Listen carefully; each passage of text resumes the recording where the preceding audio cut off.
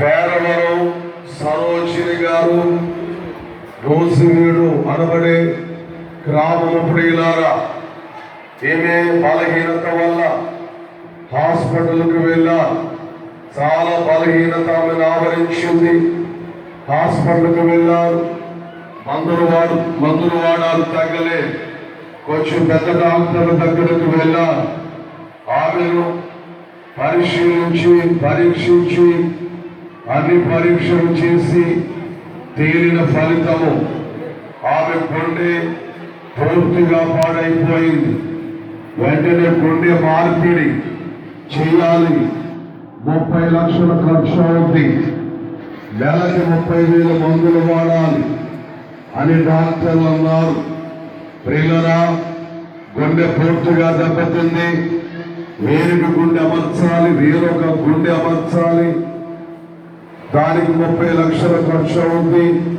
1 సంవత్సరం ఆపరేషన్ చేశాక నెలకు 30,000 రూపాయల మందులు నువ్వు వాడాలి అని డాక్టర్లు అన్నారు.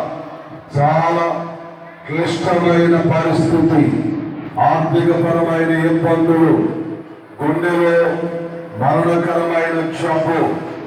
ఆ సమయంలో ఆ తల్లి ముదునూరుపాడు గురించి విని, జానయ్య గారు, తండ్రి గారు, నాన్నగారు ప్రార్థన గురించి వారు విని అక్కడి నుంచి బయలుదేరి కొన్ని వారాలు ఆగకుండా మానకుండా వారు వచ్చారు. ప్రభునందు ప్రియులరా, అయ్యగారి హస్తములో దేవుని హస్తము ఉన్నది.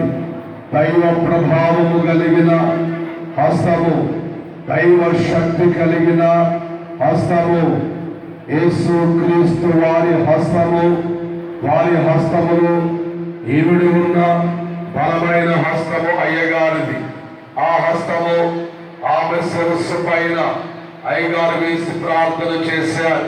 కొన్ని వారాలు ఇచ్చారు. యేసు రక్తము అనబడి తైలపు ప్రోక్షణలో ఆమె తడిచి ముద్దయ్యారు. ఎన్ని వారాలు ఇచ్చారు? 7 వారాలు ఆమె రావడం జరిగింది. ఇక్కడ ఆమె చెప్పిన సాక్ష్యం ఏమిటంటే, గుండె ట్రాన్స్ప్లాంటేషన్ జరగాలి, అనగా గుండె మార్పిడి జరగాలి, చనిపోతామన్నారు. ముదునూరుపాడు స్వస్థశాలకు రాగానే అయ్యగారు ప్రార్థన చేయగానే అద్భుతాలు చేసి దేవుడు నజరేయుడైన యేసు క్రీస్తు వారు గుండె మార్పిడి అవసరం లేకుండానే పాడైన ఆమె గుండెను తిరిగి బాగు చేశారు. ప్రియులారా, దేవుని స్తోత్రం. హల్లెలూయా. ప్రభునందు ప్రియులారా, దేవునికి అసాధ్యమైనది లేదు. ముదునూరుపాడులో జరగని కార్యము లేదు.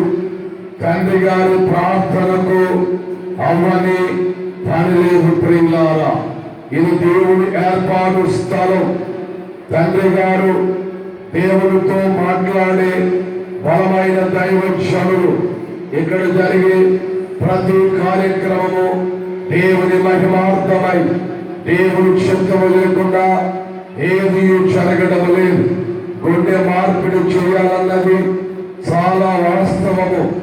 అలాగే శాలకురగా అయ్యగారు ప్రార్థన చేయగా దేవుడు పాడైపోయిన గుండెను బాగు చేశాడు అనబడేది కూడా అంతకంటే ఘనమైన వాస్తవం.